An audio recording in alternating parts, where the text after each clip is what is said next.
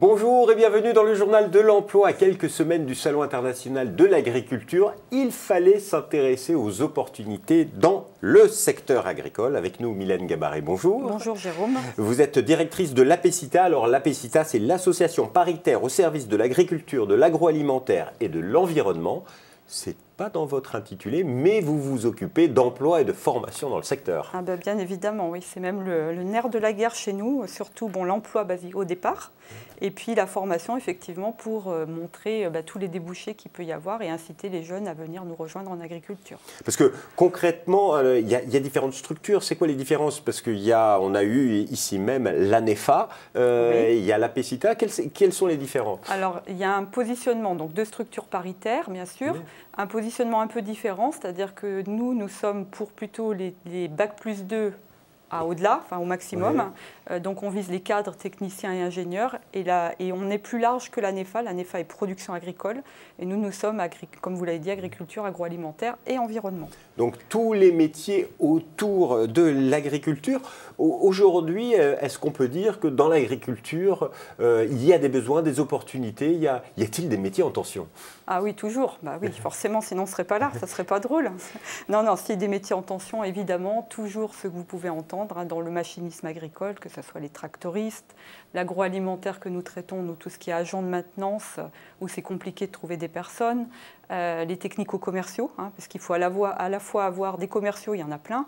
Par contre, des gens qui ont le côté technique, c'est difficile de marier les deux compétences. Donc voilà, ça, ce sont des métiers en tension à travers toutes les filières touchées machinisme, paysage, agroalimentaire. Voilà, il y a de vraies opportunités, exactement. Vous l'avez entendu. Aujourd'hui, sur votre site internet, il y a combien d'offres d'emploi non pourvues? Non pourvues. À l'instant T, je ne pourrais pas vous le dire, mais sur une année, on a à peu près 13 000 offres d'emploi diffusées et on a environ 17 000 candidats qui se sont inscrits sur une année. Donc 13 000 offres d'emploi avec des vrais besoins. Est-ce que vous pouvez accompagner les candidats Bien sûr. vers ces offres? Comment? Alors l'APECITA en fait a une grande palette de services. Pour les candidats, ça va du simple entretien conseil pour détecter les besoins jusqu'à un bilan, voire un bilan de compétences ou un CEP. Vous savez actuellement, là, les conseils en évolution professionnelle, on intervient aussi à ce niveau-là. Donc toujours des services de plus en plus développés pour accompagner la personne, qu'il soit étudiant au départ pour trouver son premier emploi ou pour aider à évoluer de manière professionnelle. C'est-à-dire qu'on peut se reconvertir dans ces secteurs? C'est assez ouvert? Le secteur accepte des gens qui auraient bossé pendant 10 ans dans une autre activité? Bien sûr, les journalistes, je ne sais pas, mais si, non, en fait, oui, bien sûr, puisque comme vous le disiez tout à l'heure, on a des métiers en tension. On est largement ouvert puisque de plus en plus, vous voyez bien, l'agriculture, ce n'est plus le fils de l'agriculteur qui va travailler en agriculture, mais maintenant, j'ai appris il n'y a pas longtemps, 90% je crois des étudiants dans les écoles agricoles n'étaient pas du secteur agricole, alors qu'avant c'était plutôt l'inverse. Et du coup, forcément, dès qu'on a quelqu'un qui souhaite venir en agriculture, justement, c'est notre travail aussi, détecter ses compétences ou ses appétences, et à partir de là, lui proposer des cursus de formation pour qu'il puisse être adapté au poste vers lequel il pourra s'épanouir. Aujourd'hui, c'est facile d'aller vers une formation dans le secteur agricole? Il y a de la place, comme on dit, parce que des fois, c'est compliqué pour trouver une formation. Vous pouvez accompagner les jeunes et moins jeunes vers ces formations? Alors, déjà, nous avons un super outil qui s'appelle l'agro-orientation, donc développé par l'APECITA, dans lequel vous avez répertorié toutes les offres de formation à partir de 300 heures. Et nous, on est là aussi pour orienter et on est aussi, interlocuteur privilégié des établissements. Donc en fait, on essaie de faire la mise en relation entre ces personnes et les accompagner dans l'insertion en formation. Alors ça, c'est un travail tout au long de l'année. Oui. Et là, il y a un grand événement pour le secteur agricole. C'est le Salon international de l'agriculture qui aura lieu du 24 février au 4 mars. Vous serez présent. Qu'est-ce que on peut venir vous rencontrer, les jeunes et les familles peuvent venir vous voir? Évidemment, on les attend, bien sûr. Donc on sera au sein d'un nouveau pôle qui a été créé qui s'appelle Agri-Recrute. Nous, c'est donc dans le cadre de l'espace emploi-formation. On y est depuis des années avec tous les partenaires emploi-formation les principaux.